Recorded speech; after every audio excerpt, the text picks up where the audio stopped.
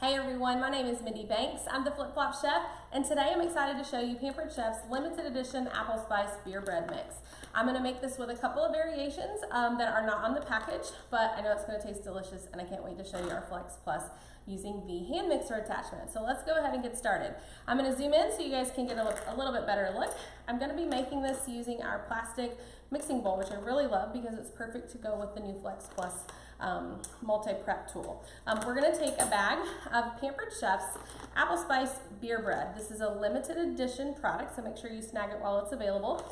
Be sure to let me know where you're watching from. I know some of you are going to be watching on YouTube, some will be watching on Facebook, and I always love to hear from you guys so that I know where you're coming in from.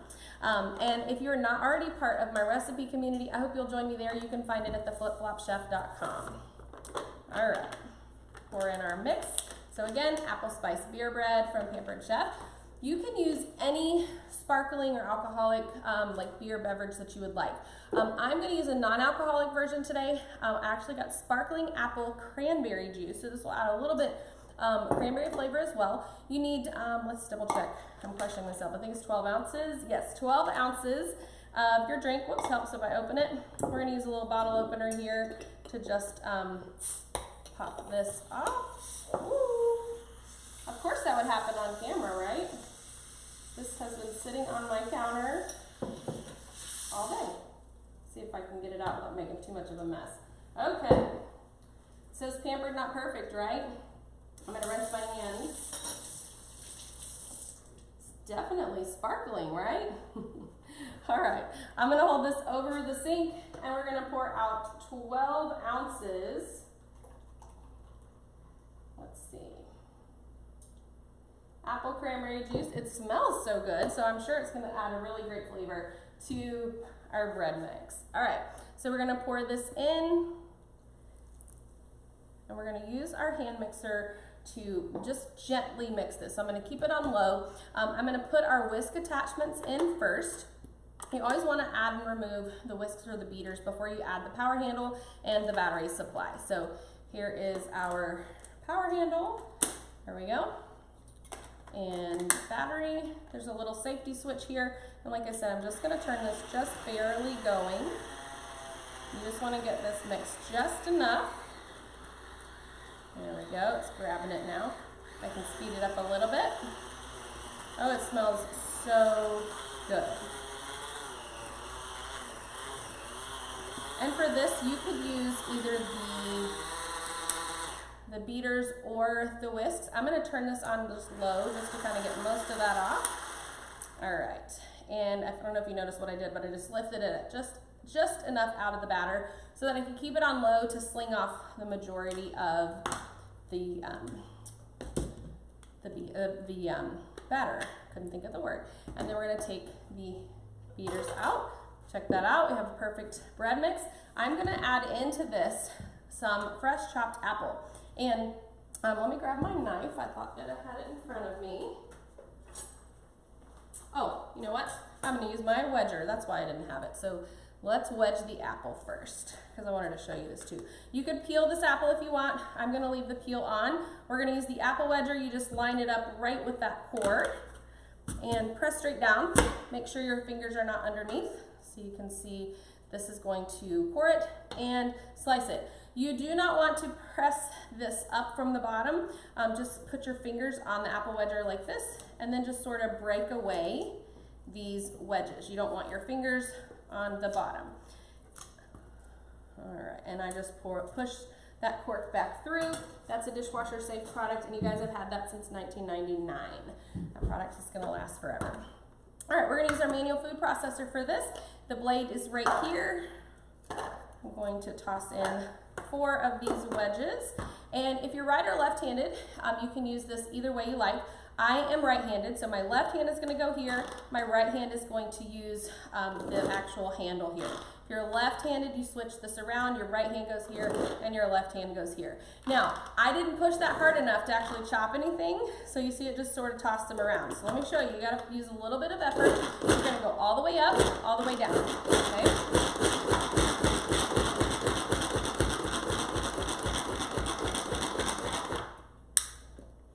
All right, perfect. Let's put this in our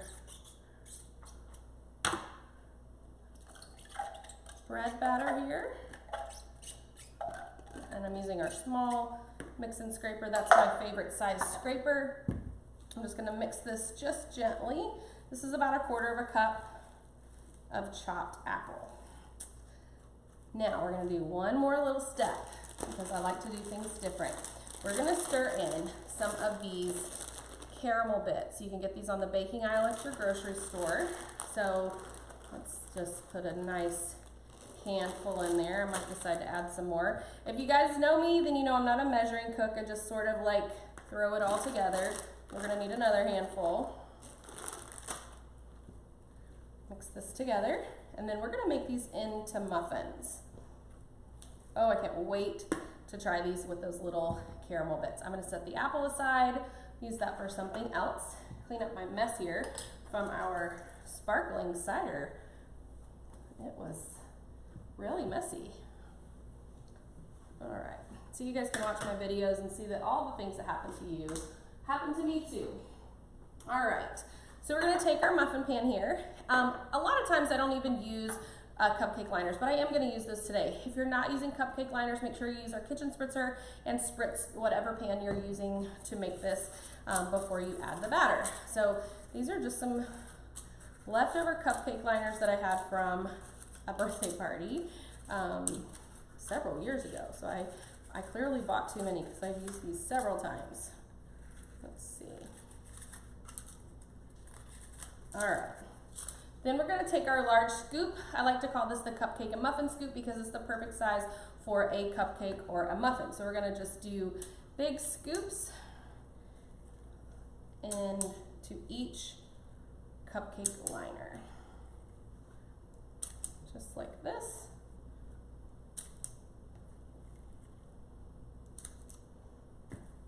And then once we're finished with this, we're gonna brush the tops with a little bit of melted butter, which I already have ready to go. And then I'm gonna bake these. I've not made these in muffin form yet. I've done them in little mini loaves.